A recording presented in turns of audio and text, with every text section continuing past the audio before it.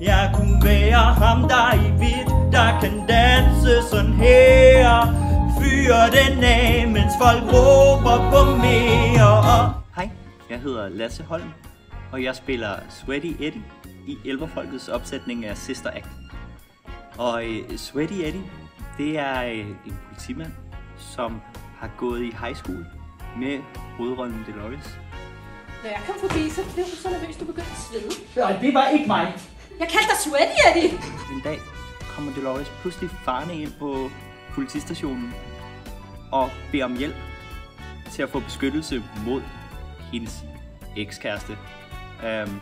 Så Sweaty Eddie tager hende ligesom ind og hjælper hende på vejen og prøver at skjule hende og passe på hende, beskytte hende. Hvad sker der i hovedet på dig, Dolores? Det var så tæt på. Grunden til, at han hedder Sweaty Eddie, det er fordi, at da han gik i high school med Dolores, der var han en lille smule vild med hende, måske. Så hver eneste gang han så hende, så blev han meget nervøs og begyndte at svede. Jeg bliver så nervøs af pistoler.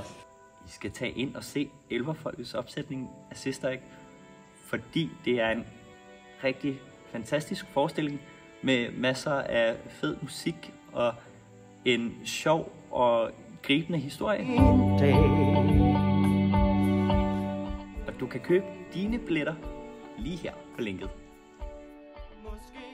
Vi ses.